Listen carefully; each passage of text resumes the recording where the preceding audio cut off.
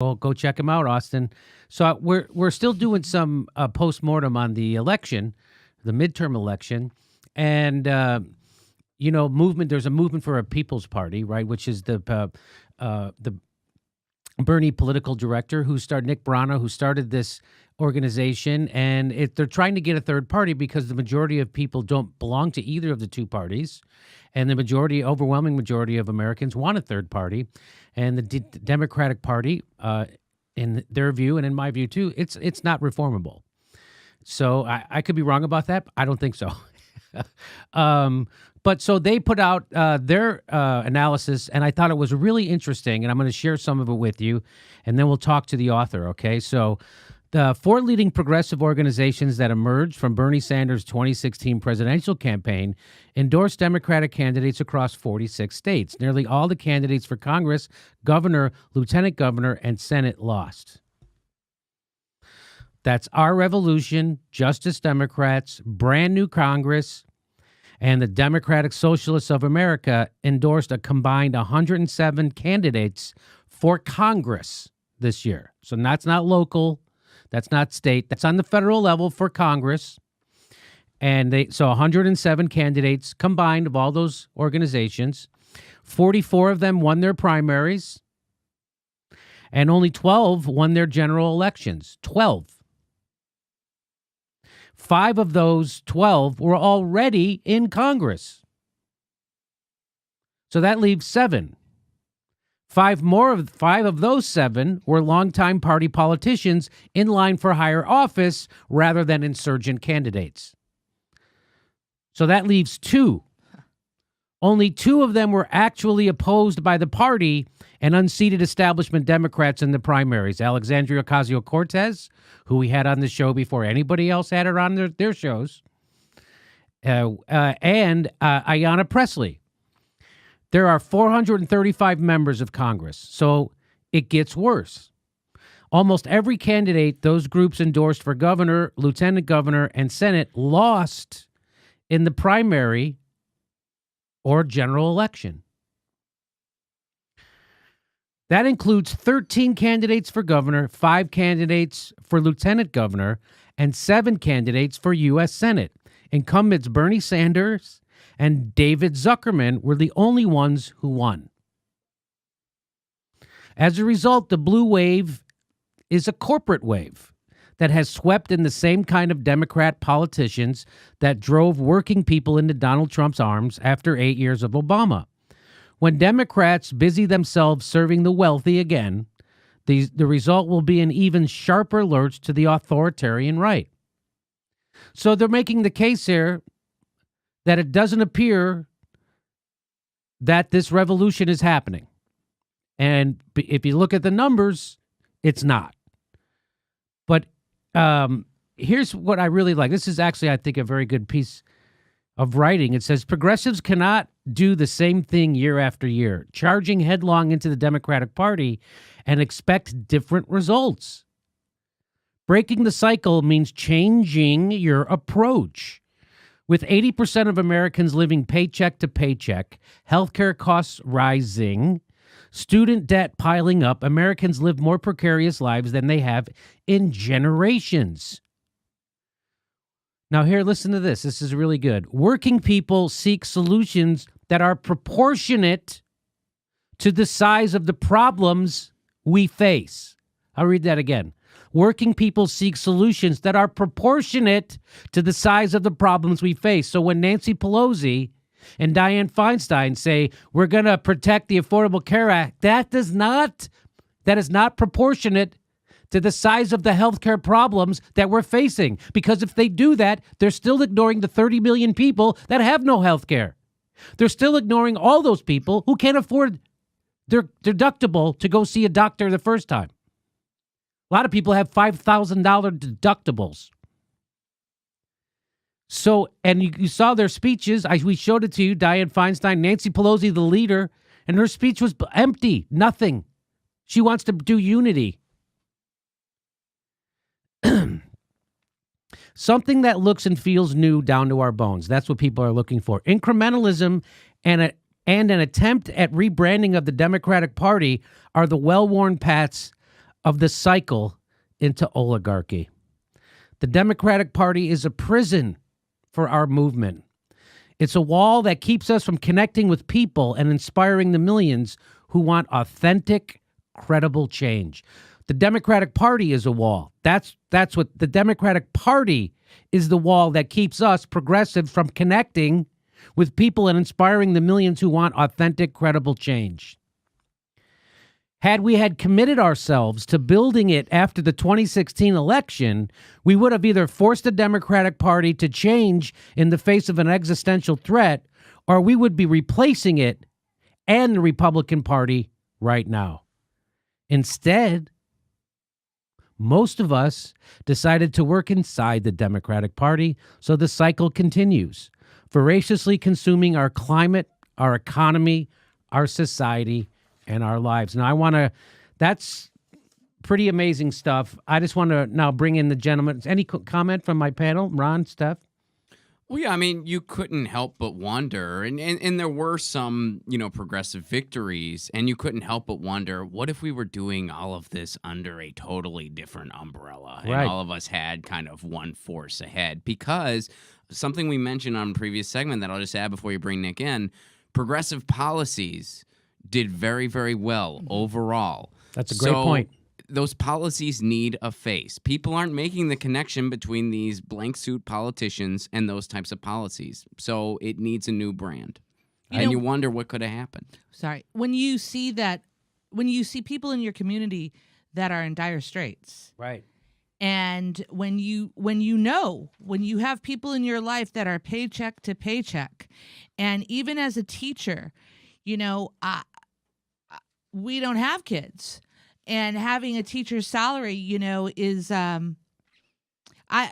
don't know how my friends afford a family. I mean, that's the big issue. And I know that the crisis of healthcare, it still exists. People don't leave positions, their employment, when they want access to something else because they're afraid of their healthcare coverage. And you're right. Every time I see a corporate Democrat get up and speak, it's like they will not talk about peace. They will not talk about health care for everybody. And they certainly won't talk about climate change. So now let me bring in Nick Brana.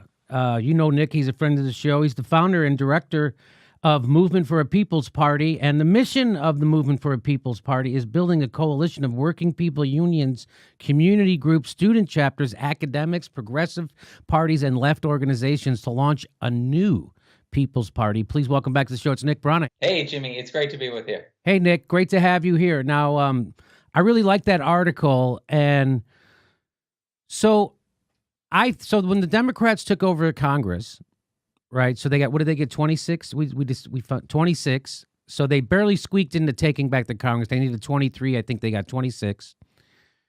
So it wasn't a blue wave like people were hoping. And what I've been saying is, like, here's the most unpopular, unlikable GOP president in the history of our country, and they barely took back the House. And I think it's because they don't have a vision for the future. And what you just said was really interesting. Would you like to expand on anything? Yeah, and so I want to start by saying that it's not whatsoever the fault of those who are working inside the Democratic Party, those who are working in those four organizations, Our Revolution, Justice Democrats, Brand New Congress, DSA, that we got these kinds of results. I know many of them, they really worked, they put their heart into it, and it was a very genuine effort that they have been making. But I'm a social scientist, Jimmy. I studied sociology at William & Mary. And what you do in the scientific method is that you evaluate the results of a particular action, experiment, test after having done it. That's how science works. And so what we need to do now, Jimmy, is we need to sit back and we need to soberly analyze the results of our strategy. In 2016, we embarked upon a mission to give the progressive majority in this country, as you said, the large majority of Americans are progressive when you go down the issues. And so we embarked on a mission to give them an electoral face and representation. Now, most people chose the Democratic Party. The bulk of the movement chose the Democratic Party as the vehicle to attempt to do that. That's not the only path. And as the evidence shows, increasingly so, and historical, that is not whatsoever the best path either. And so I think what we need right now, before we rush headlong again into the Democratic Party, into yet another cycle down the spiral of oligarchy, is we need to pause. We need to see what the results were. We need to do an honest tally. And then we need to ask ourselves if this is the best approach.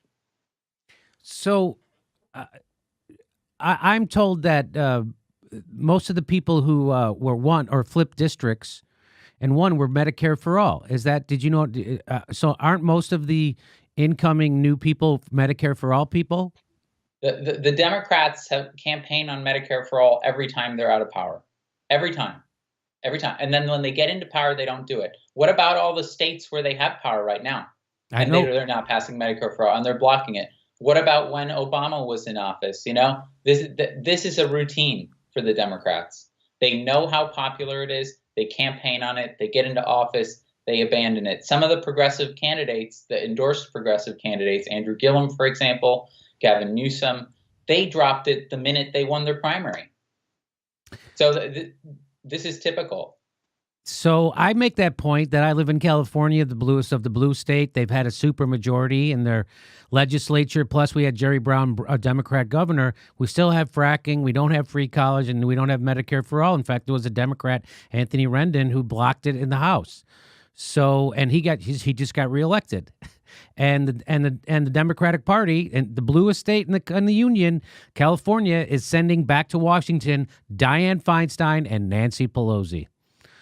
So this, we're in real dire straits. Like, I'm not just trying to be a contrarian. This isn't working. So I would love for the Justice Democrats to have been able to take over, and I would love for them to be able to board the ship and reform the Democratic Party with Bernie Sanders. And that would have been fantastic. It just, like you said, your social, it just doesn't, it's not happening. This idea that that would mean that the donors would just then let go of the party, and that's never going to happen, right? Yeah, it's really not. There's now going to be, somewhere around 225 Democrats in Congress. Okay, so the number of Democrats who won, who were endorsed by those four organizations, is 12. Like you pointed out earlier, and 5 of them are incumbents. And most of the ones who are incoming, they were taking the position of someone who used to be a progressive anyway. It's like John Conyers, who stepped out. Okay, they're replacing his seat, or Keith Ellison, who stepped away to run for, replacing his seat. And so it's just, objectively, it's not happening, and the really, I would say the frustrating part, but also the inspiring part, is that we don't have to do this. This is not the only approach. Okay, there are progressive movements in other countries. They're doing different things, and guess what? They're working. They're working. They're actually winning. Like what? And they're winning against greater odds than we face here in the United States. I'll give you one example. Is in Mexico. Just this summer, López Obrador started a party 4 years ago. It began as a movement, then it became a party 4 years ago. In 4 years, they had thrown out the two establishment parties that have run Mexico for more than 100 years. Okay? They won this summer, this July, the presidency. They won both majorities in both houses of the legislature. They won the majority of the mayorships. That is an overwhelming win and mandate. That bears no resemblance to the kind of trickle that we have over here. That's what a political revolution looks like in Mexico. And it's not just Mexico. It's Spain, in France, even though he didn't win. Mélenchon, in Greece, Syriza. You may disagree with things they've done since then, but the point is they're having success with those strategies. In Chile, Frente Amplio. Okay, they're breaking two-party systems in these countries with new progressive parties. That's what it takes. So Okay, and I should say too that in Mexico, the level of corruption and it just dwarfs what we have in the United States. I mean, in Mexico, it is routine for politicians to get killed. The corruption involving with the narco traffic is immense. The level of voter fraud was also tremendous, and yet still you had Lopez Obrador winning a huge, huge victory. And so there are other ways to do it, and that's what we need to do now. We need to create our own new party so that we can join our sisters and brothers abroad who are actually revolutionizing their country. now in Mexico, did they have a charismatic leader that helped to build that party, or was They had Lopez Obrador. Yeah, and so he is. was he already, like I'm saying, was he already popular, kind of like how Bernie is now, or did he just come out of nowhere? No, he is popular. He hasn't always been this popular. His popularity very recently increased tremendously, so very much like Bernie. And he committed himself. He and many others were working in Mexico's center-left party for a long time. And then they came to the conclusion, a difficult conclusion, that they had to step away from what was familiar, from what they had known their whole lives, and they had to create something new because they realized that they hit the limits, they hit the ceiling inside that vehicle. Okay, just as we've done here in the United States, we have hit the ceiling how far you can go with the Democratic Party. So how it's but what is needed in the United States for a third party to gain traction is to have a charismatic leader that's popular from one of the two parties, I think. So if Bernie did that, that's what I've been saying. If he would have did that, it would have worked. He didn't do it, and there doesn't seem like anyone else is going to do it. So go ahead. Definitely, yeah. Go ahead. So where do we go from here? Yeah, that definitely would do it, but that's not the only thing that would do it. What we're working on right now is building a coalition, particularly with unions. And so we announced the Labor Community Campaign for an Independent Party just a couple months ago, and we've already had Cornel West, Chris Hedges jump on. We were happy to get your support, Jimmy, and Ron's, who's with you, and Steph. And also many leaders inside the labor movement, people like Baldemar Velasquez, who leads the more than 20,000 person Farm Labor Organizing Committee, Chris Silvera in New York, who leads the Teamsters 808 local, and Donna DeWitt, who was on the executive board of the AFL-CIO. And so we have a number of very impressive, very accomplished labor figures who are joining and saying, you know what, the labor movement is not one-dimensional. There's a number of people, many people inside the labor movement, particularly in the rank and file, that they don't want to work with the Democrats anymore. And what we need right now in the labor movement is we need essentially a rallying flag so that all of those people can get together, start organizing and speaking with a unified voice. And that's what we're creating. Now, Nick, after the 2016 election, I covered a story about how the union leaders, including the teachers union, got together and they had a meeting they have every year, and they decided that the Democratic Party was not doing it for them and that they needed a third party. And then 2 years went by and I heard nothing from them.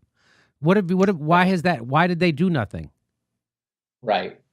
Well, the Democratic Party and their donors and others inside the AFL-CIO who don't want an independent party are always trying to pressure unions to stay in line.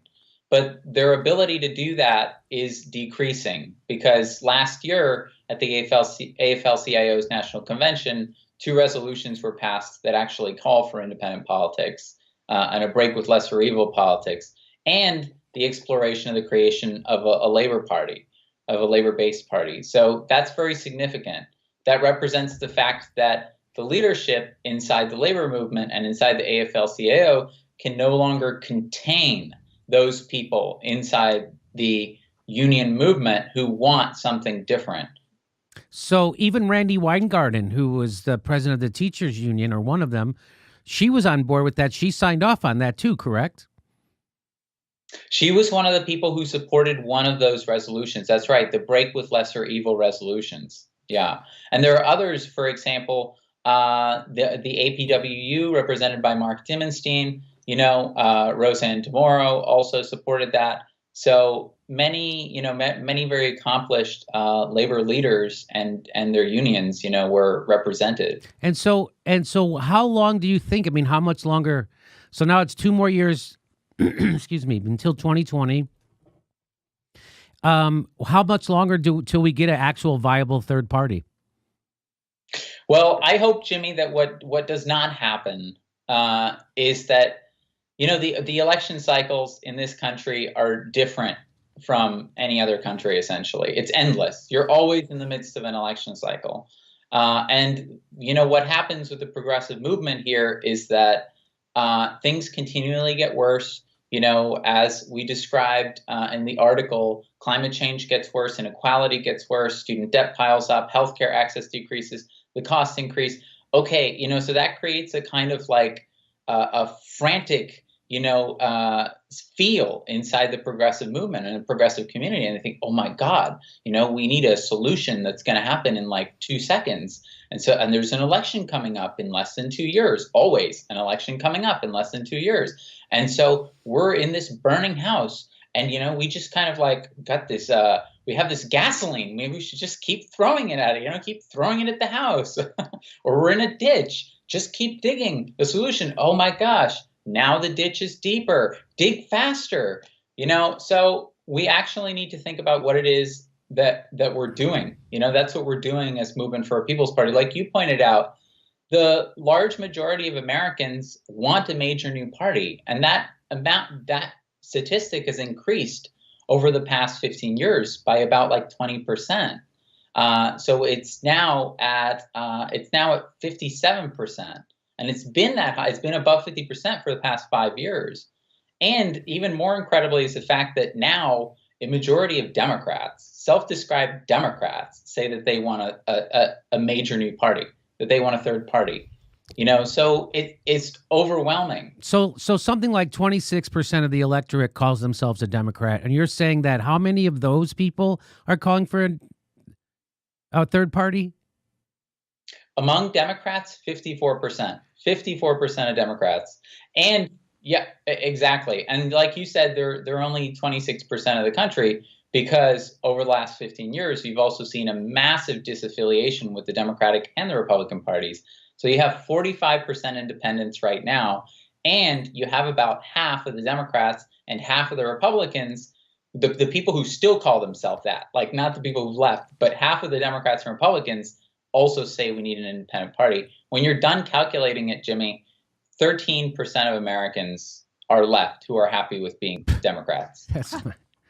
That's amazing. Ron made a good point earlier about how a lot of ballot measures across the country were progressive that won. And for instance, in Florida, so they had a ballot measure there that would give the right to vote back to felons, right? So that's 1.2 million people in that state aren't allowed to vote because they have a felony conviction, and they passed a resolution that said they can vote now.